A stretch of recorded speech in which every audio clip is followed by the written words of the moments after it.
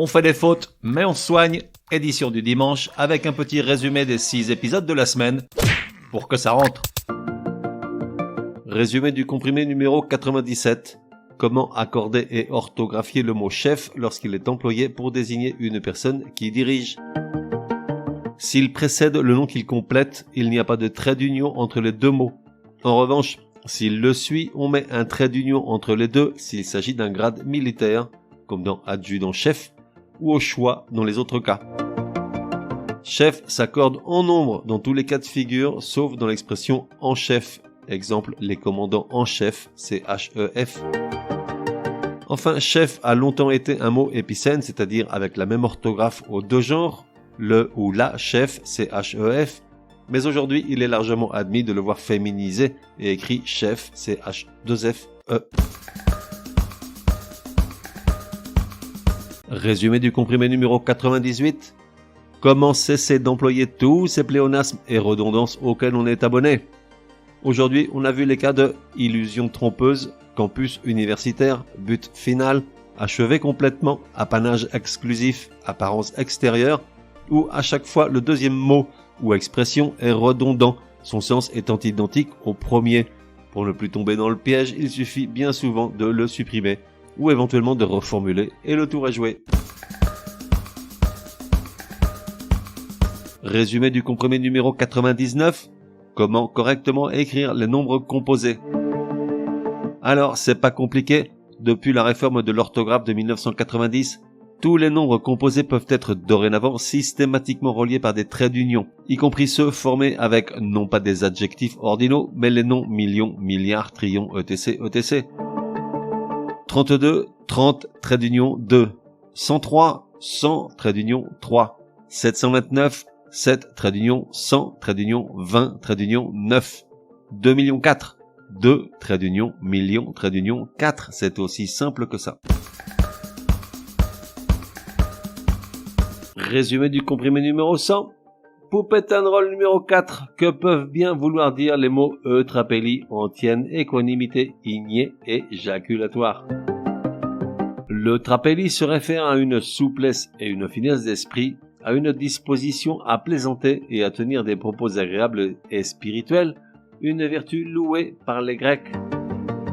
Une antienne est une chose que l'on répète, que l'on rabâche, synonyme une rengaine. L'équanimité se réfère à l'égalité d'âme et d'humeur, à la sérénité, au calme, au flegme, au sang-froid, à la tranquillité. L'adjectif igné, que l'on peut également prononcer igné, signifie qui se fait sous l'action de la chaleur ou qui est en feu.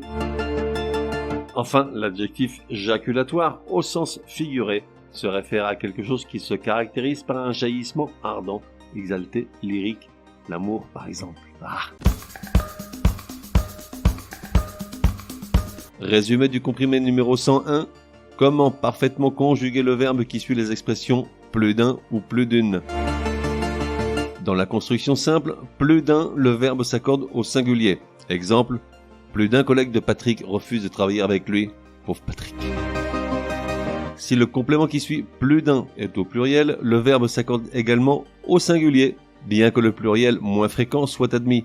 Exemple, plus d'une des voisines de Martine étant petite se souvient d'elle sans plaisir. Pauvre Martine. En revenant au premier cas, si la phrase exprime une action réciproque, alors le verbe qui suit s'accorde au pluriel. Exemple, lorsque Martine leur a présenté Patrick, plus d'une amie se sont souri, l'air contrit. Enfin, si plus d'un ou plus d'une est répété devant des noms qui sont juxtaposés, le verbe se met logiquement au pluriel puisqu'il a plusieurs sujets. Exemple, plus d'une dispute, plus d'une prise de bec avec Patrick sont à l'origine de la rencontre de Martine avec son René. Résumé du comprimé numéro 102. Comment parfaitement orthographier ces homophones servis par pair? Golf, G-O-L-F, est un sport qui consiste à mettre une balle dans un trou à l'aide d'un club. Golf, G-O-L-F-E, est une vaste baie formée par la mer sur le littoral. Héros, le héros H-E-R-O-S, y a pas à tortiller, c'est Matt Damon dans la trilogie Bourne. Tandis qu'un héros H-E-R-A-U-T est une sorte de messager qui annonce un fait ou un événement important.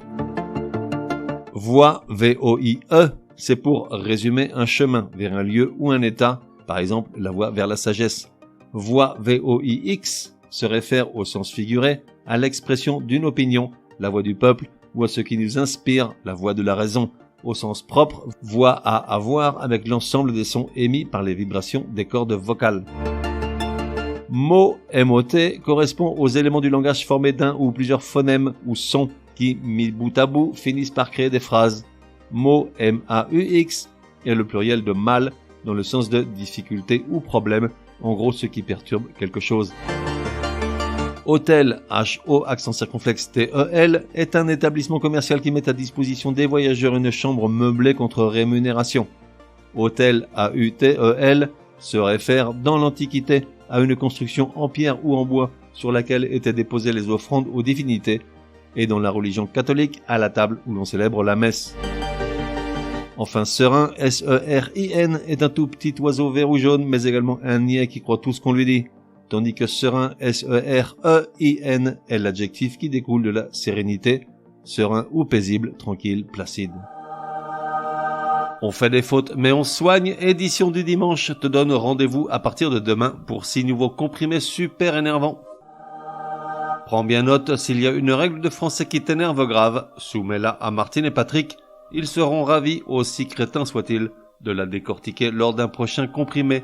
Pour cela, une seule adresse, contact@uncompriméparjour.com. Enfin, n'oublie pas de laisser un chouette commentaire et tout un tas d'étoiles sur ta plateforme de podcast préférée. Ça serait drôlement chouki. Pour le reste, café et à la messe.